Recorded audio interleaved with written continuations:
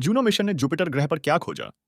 अमेरिकी space agency NASA ने the 5th of अगस्त 2011 को हमारे सौर मंडल के सबसे विशालकाय ग्रह जुपिटर का अध्ययन करने के लिए जूनो स्पेसक्राफ्ट को लॉन्च किया।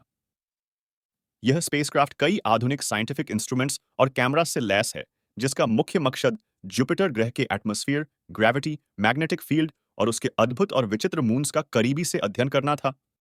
जूनो स्पेसक्राफ्ट 2016 में जुपिटर ग्रह के ऑर्बिट में दाखिल हुआ, जिसने अपनी खोजों से इस ग्रह और उसके मून्स को देखने का हमारा नजरिया हमेशा के लिए बदल दिया।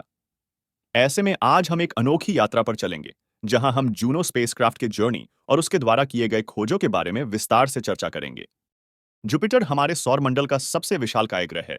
जुपिटर ग्रह एक गैस गेंट है, जो कि मुख्य रूप से हाइड्रोजन और हीलियम जैसे गैसों से मिलकर बना हुआ है। अभी तक किए गए अध्ययनों से वैज्ञानिकों को जुपिटर ग्रह का चक्कर लगा रहे करीब 79 मून्स का पता चला है, जो कि अपने आप में एक मिनी सोलर सिस्टम का निर्माण करते हैं।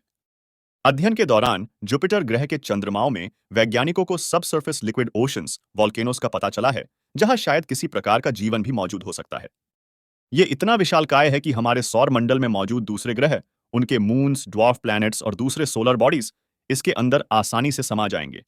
अपने इतने विशालकाय आकार की वजह से हमारे सौरमंडल के निर्माण और उसे शेप देने में सूर्य के बाद सबसे बड़ा हाथ जुपिटर ग्रह का ही रहा है।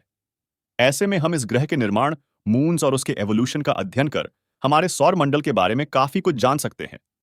जुपिटर ग्रह का सबसे पहला अध्ययन 1970 के दशक में लॉन्च किए गए पायोनियर 10, पायोनियर 11, वॉयेजर 1 और वॉयेजर S2 जैसे मिशनों ने अपने फ्लाईबाई के दौरान किया। इन मिशनों ने जुपिटर ग्रह और उसके मून्स की कई रोचक तस्वीरें और जानकारियां वैज्ञानिकों को भेजी, जिसके जरिए वैज्ञानिकों को पहली बार इस ग्रह का इतना करीबी से अध्ययन करने का मौका मिला। जिसके बाद 1989 में जुपिटर ग्रह और उसके मून्स का करीबी से अध्ययन करने के लिए गैलीलियो मिशन को लॉन्च किया गया। यह जुपिटर ग्रह पर भेजा गया पहला ऑर्बिटर मिशन था, जिसका मुख्य मकसद इस ग्रह के ऑर्बिट में रहकर इसका करीबी से अध्ययन करना था। करीब 6 सालों की लंबी यात्रा के बाद गैलीलियो मिशन सन 1995 में जुपिटर ग्रह के ऑर्बिट में दाखिल हुआ और करीब 8 सालों तक इस ग्रह और उसके मून्स का अध्ययन करता रहा।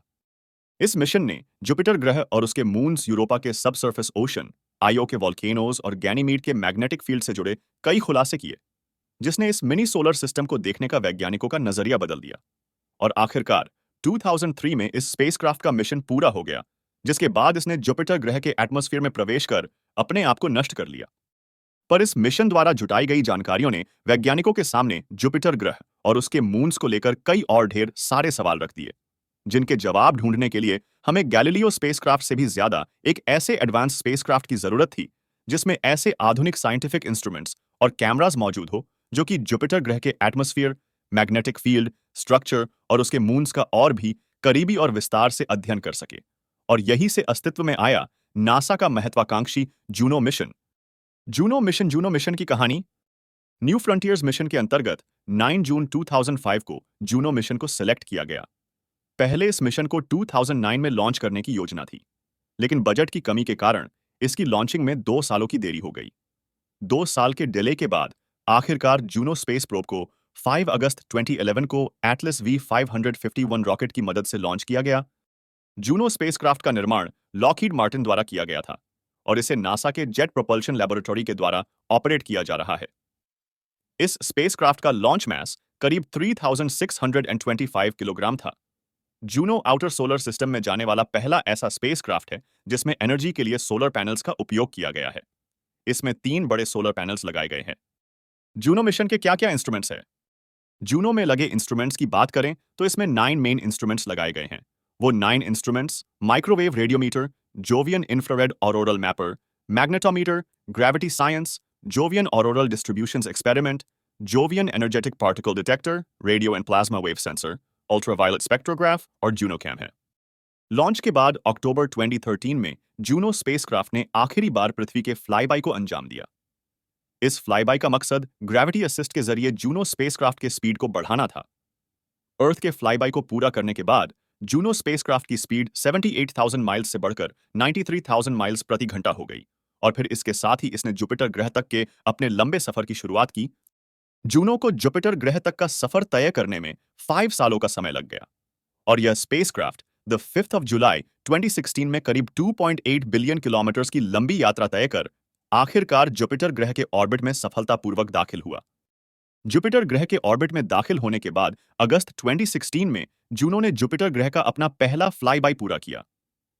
फर्स्ट फ्लाईबाई के दौरान जुपिटर और जूनो के बीच फर्स्ट क्लोज अप्रोच भी हुआ, जिस दौरान इन दोनों के बीच की दूरी केवल 4200 किलोमीटर थी। अक्टूबर 2016 को जूनो के सेकंड क्लोज अप्रोच के दौरान इसमें कुछ गड़बड़ी हो गई, जिस कारण क्लोज अप्रोच के 13 घंटे पहले ही यह सेफ मोड में चला गया। प्लान के मुताबिक इसके सेकंड क्लोज अप्रोच के बाद जूनो के इंजन को फायर कर इसके स्पीड को बढ़ाकर इसके ट्रैजेक्टरी को बदला जाना था। इस अनपेक्षित विफलता के बावजूद जूनो ने अपना मिशन जारी रखा और जुपिटर के अद्वितीय तत्वों का अन्वेषण करने में सफलता पाई। जूनो इस अपार अंतरिक्ष यात्रा में अपने उद्देश्य को पूरा करने में सफल रहा, जिससे हमें जुपिटर ग्रह के बारे में नई जानकारी मिली।